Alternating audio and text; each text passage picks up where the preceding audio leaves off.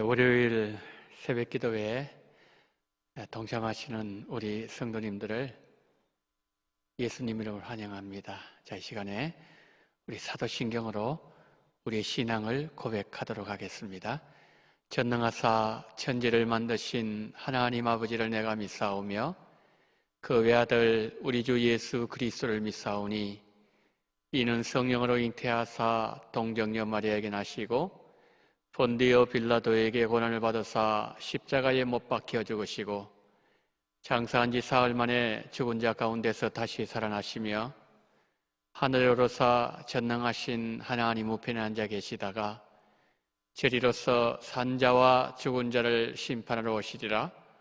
성령을 믿사오며 거룩한 공예와 성도가 서로 교통하는 것과 죄를 사하여 주시는 것과 몸이 다시 사는 것과 영원히 사는 것을 믿사옵나이다. 아멘.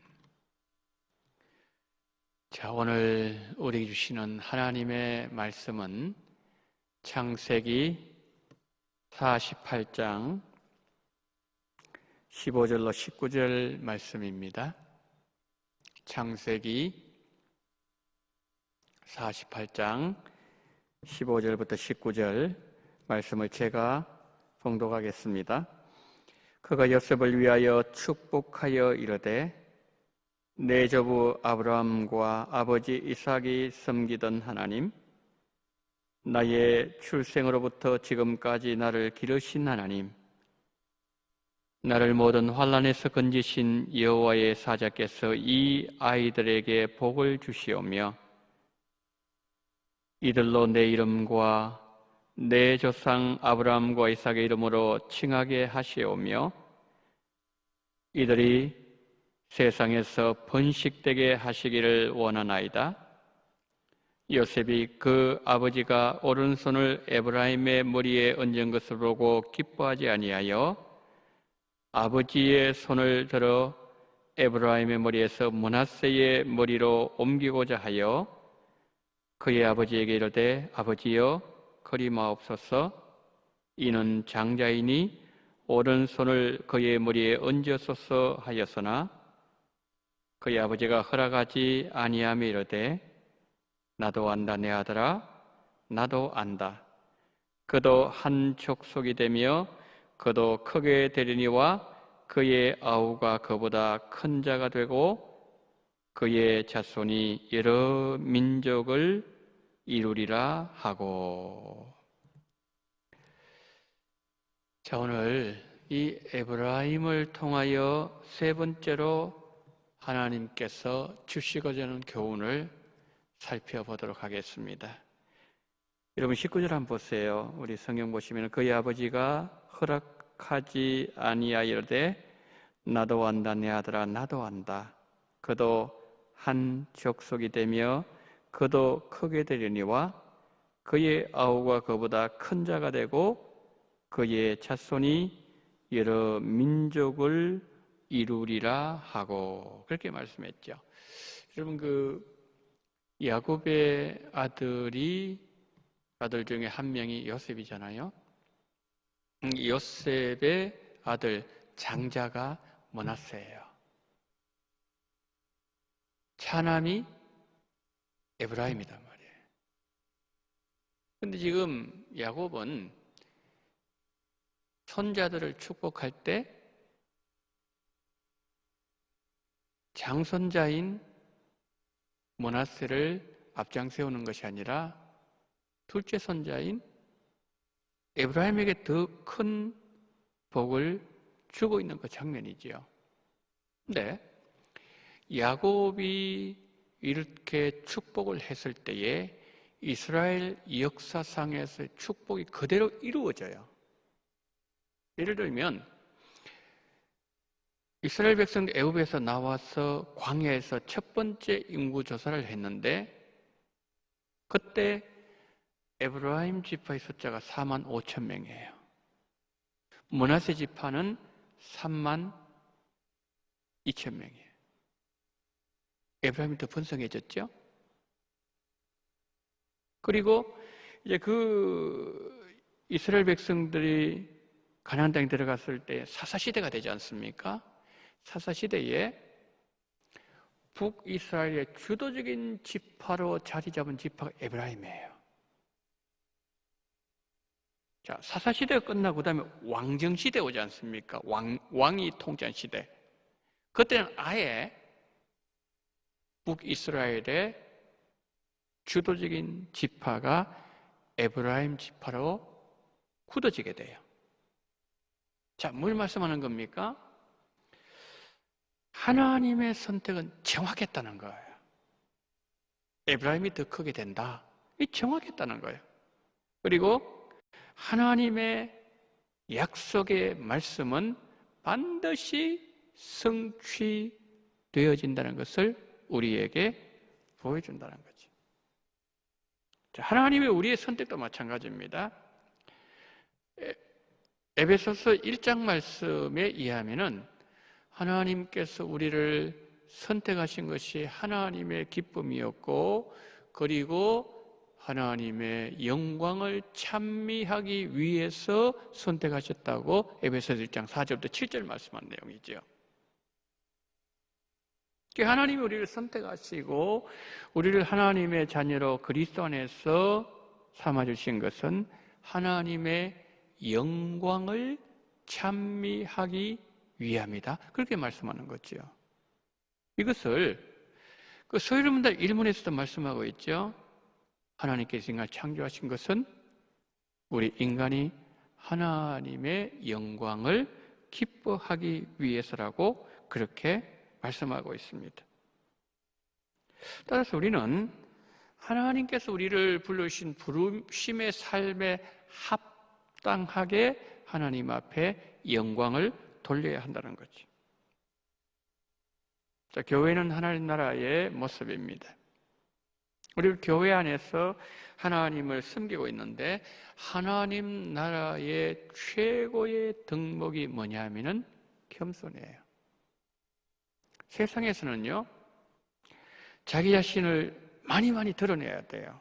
PR을 많이 해야 되고, 차별성을 부각시켜야 되고, 자기의 가지고 있는 지식들을 많이 드러낼 때에 그 사람이 입지전적 인물로 평가받을 수 있는 거지요.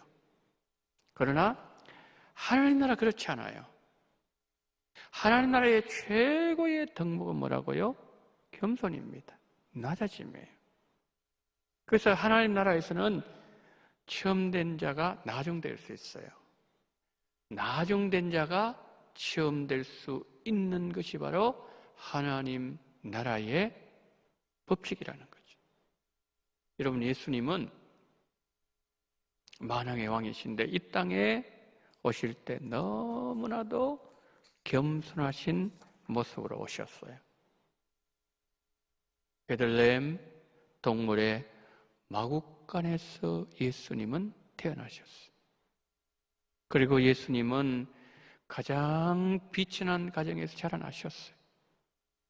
자라나신 것도 저 갈릴리 변방 동네에서 자라났어요. 그 예수님은 그 성공한 사람들의 입장에서 볼 때에 실패자가 아닐 수가 없다는 거지요. 에브라임 마찬가지였습니다.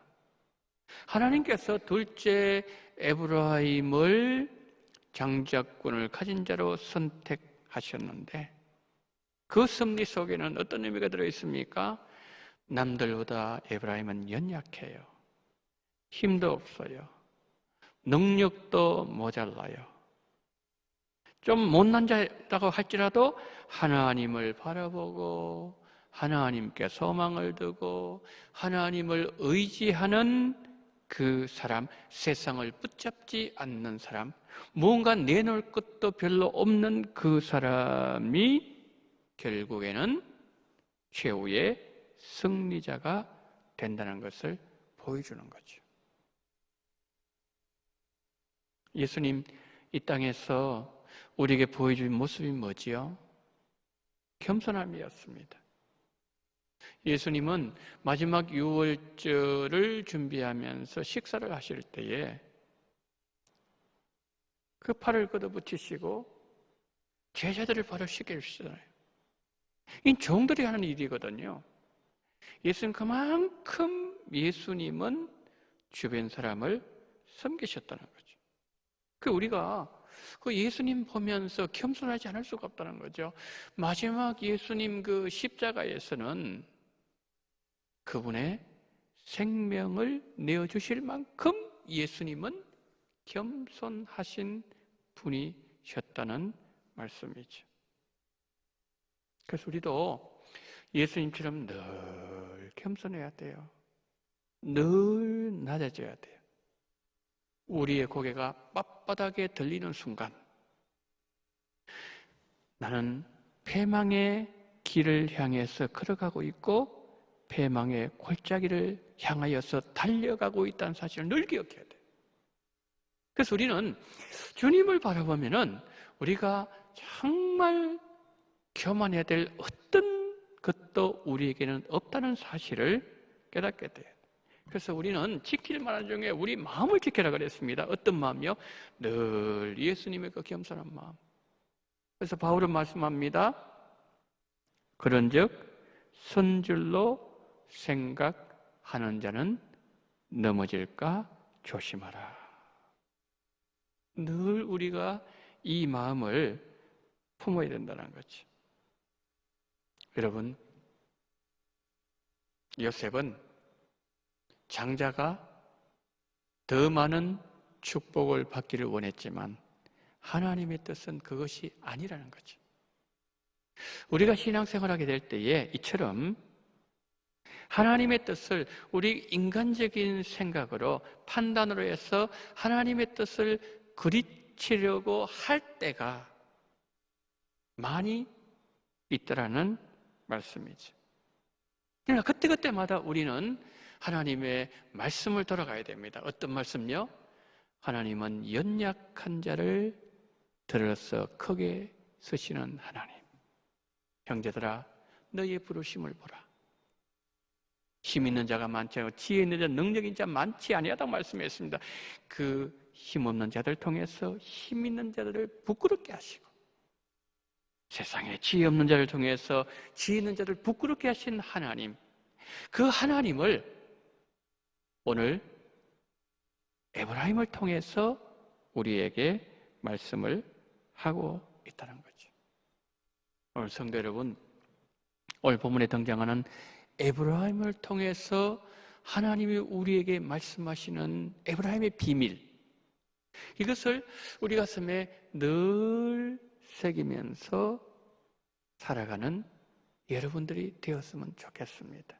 그래서 이 시간에 우리가 기도하게 될 때 주님, 예수님, 겸손하신 예수님을 바라보게 하시고 너희 안에 이 마음을 품으라. 그리스도 예수의 마음이니 낮아지시고 그리고 끝까지 겸손을 잃어버리지 아니하셨던 그 예수님, 그 예수님을 본받아 우리도 겸손한 자가 되게 해달라고 오늘 본문의 말씀을 통해서 우리에게 말씀 메시지를 우리 삶 속에서 실천할 수 있는 은혜를 달라고 기도하는 이 새벽 되어지기를 예수님 이름으로 축복합니다.